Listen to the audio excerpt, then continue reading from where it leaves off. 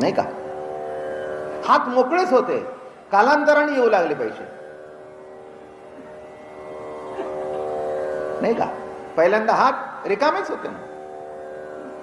मग कालांतराने केव्हा तरी पहिल्यांदा वाढदिवसाला कोणीतरी रुपया दिला, तो रुपया सुद्धा कळत नव्हता म्हणून हातातून गळून पडला. मग 1000 आले, लाख आले, 10 लाख आले, कोटी आले, कितीतरी आले.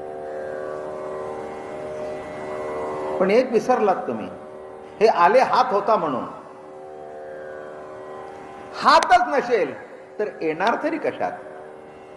तसा हात देणारा, पाय देणारा, डोळे देणारा, दृष्टी देणारा, बुद्धी देणारा, जीवन देणारा हा प्रभू आहे. आणि त्याची प्रतीती येणं हे त्याचं ज्ञान आहे, नाही का? मुलाबाळानं आई वडिलांची किंमत कळावी,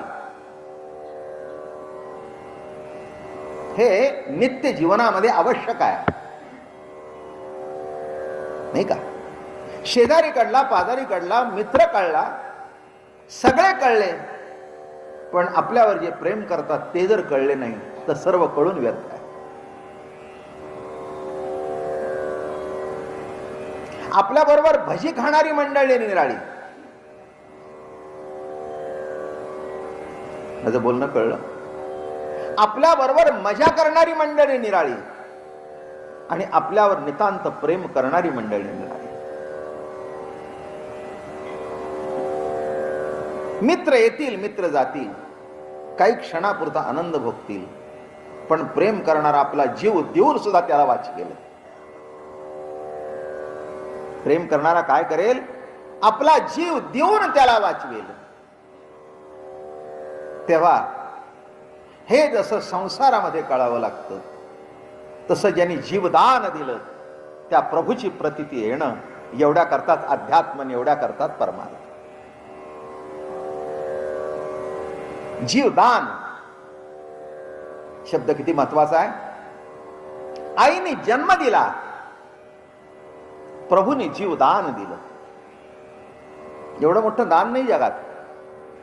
कुणी शर्ट देईल, कुणी पॅन्ट देईल, कुणी दागिने देईल, कुणी पैसे देईल, पण जीवनदान करणारा एक प्रभू आहे. आणि जीवनदान करणाऱ्याची ओळख करून देणारे संत आहेत. आणि ती ओळख जेव्हा होते तेव्हा आपल्याला कळतं की प्रभूची किती माझ्यावर कृपा आहे, थोडा प्रसाद आहे. एक सांगू का? देवळात जाऊन तो ब्राह्मण हातावर ठेवतो तो प्रसाद नव्हे, हे आयुष्य हाच प्रभूचा प्रसाद आहे. माझं बोलणं कळलं का?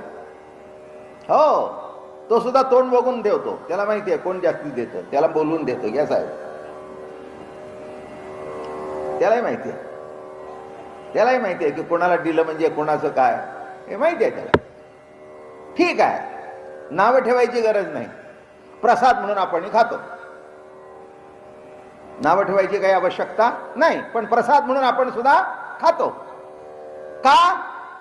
पांडुरंगाचा प्रसाद, गणपतीचा प्रसाद, दत्तात्रयाचा प्रसाद, देवीचा प्रसाद. हा कुणाचा प्रसाद? ते प्रसाद सगळे हलवायाच्या दुकानातून विकत आणलेले असतात. हा डायरेक्ट प्रभूने पाठवलेला प्रसाद आहे ना? या प्रसादाला कुणाचाच हात लागलेला नाही, म्हणून अत्यंत सोहळ्यात तयार झालेला प्रसाद. काय म्हटलं मी? बाकीच्या प्रसादाला हात लागलेला आहे कुणाचा तरी, या प्रसादाला देहरूपी प्रसाद जो प्रभूने दिला त्याला प्रभूशिवाय कुणाचाच हात लागला नाही. आणि ज्या दिवशी हात काढून घेतला जाईल त्या दिवशी सगळं जीवन संपून जाईल. किती अलौकिक जीवन आहे. त्या जीवनाचं रहस्य कळणं बरं का? हो, जीवन जगत असतो पण त्यातलं रहस्य कळत नाही. प्रत्येक गोष्टीचं असं आहे. पुरुष जेवण जेवतात म्हणजे त्यांना जेवण कळण्यातलं रहस्य कळलं का? असं नव्हे. काय चांगलं आहे, काय आहे हे कळेल, पण काय घातलं म्हणजे चांगलं होतं हे त्याला माहिती नाही, ते बाईला माहिती आहे. ते त्याच्यातलं जसं जेवणातलं रहस्य आहे. प्रत्येक गोष्टीमध्ये रहस्य आहे.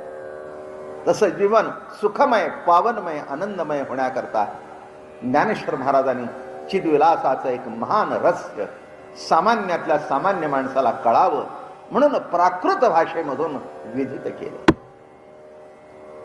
आणि आपण ऐकतो काय आहे. आता जवळजवळ संपत आला पहिलं प्रकरण. शिवशक्तीचा खेळ. काय ऐकलं आपण आतापर्यंत? शिवशक्तीचा खेळ. पुरुष शिव, प्रकृती शक्ती. असतो तो पुरुष, दिसते ती प्रकृती. असतो तो पुरुष. पुरुष शब्द नुसतं स्त्री पुरुष वाचक घेऊ नका, घोटाळे होतात, मग समजत नाही विषय,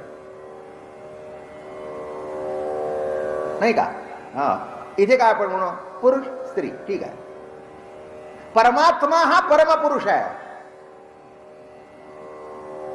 हे बघा 15व्या अध्यायामध्ये सांगताना सांगितलं क्षर, अक्षर आणि पुरुषोत्तम.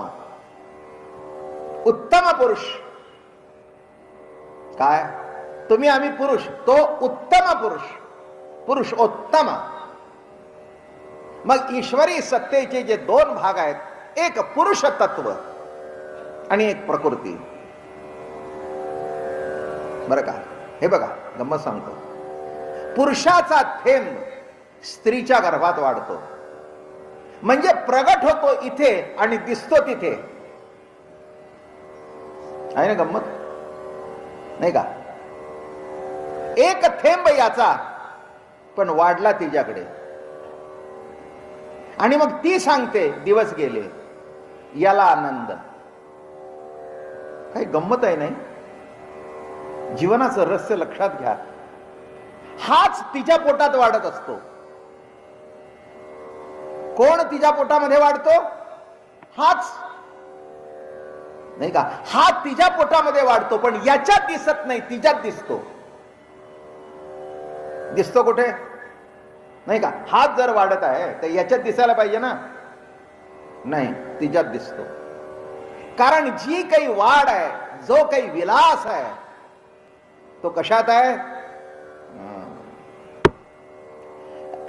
आणि मग ती मोठ्या कौतुकाने सांगते आपल्या पतीला, कळलं का? आपल्याला आता बाळ होणार आहे.